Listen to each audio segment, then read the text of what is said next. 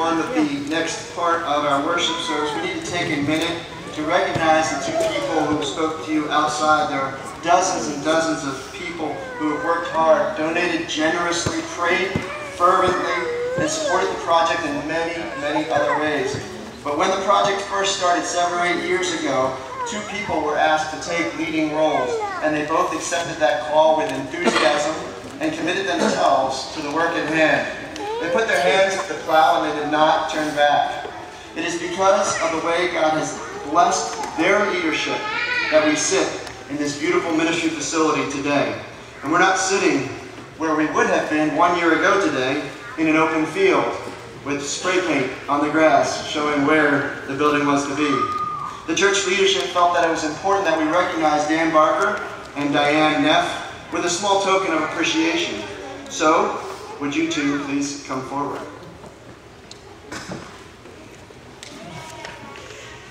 When you accepted the call to serve as the chairs of the building committee and the fundraising committee, you had no idea what you were agreeing to. In some ways, you were agreeing to do the impossible, and over the last 7 years, that's exactly what has happened.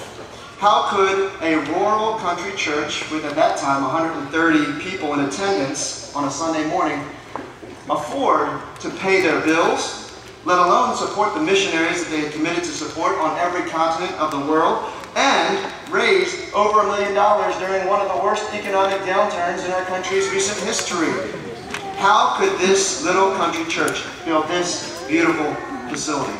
The answer is, we couldn't. But you agreed, and trusting in God that He would accomplish the impossible, you started the work at hand.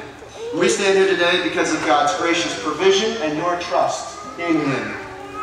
Many people here today stand beside you in that same trust, in God's ability to do more than we think He can, or we imagine He can.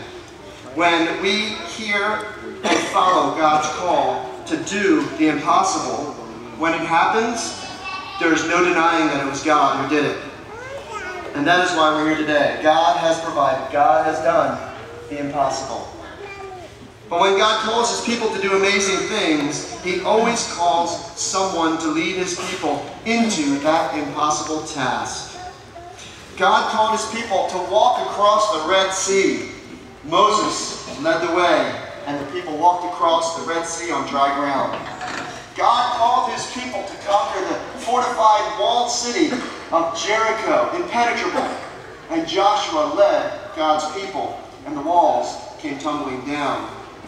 God called His people to face an army of over 100,000 with only 300 soldiers. Gideon led the way and routed the countless Midianite hordes. God called His people to destroy the dirty Philistines. And a young boy named David led the way, killed the giant war machine Goliath. He lay dead in a field with a stone in his forehead. God called this little church to construct a building that would facilitate ministry and mission in this area and around the world, and to teach people who all came here to teach them about His Word, to stand up and spread the gospel, the good news of His love. And you two led the way. And here the building stands. God has used your dedication and commitment to bring this about. So we thought that having a reminder in your house of all that God has done through you would be the most appropriate way to say thank you for hearing and responding to God's call of this leadership in this project.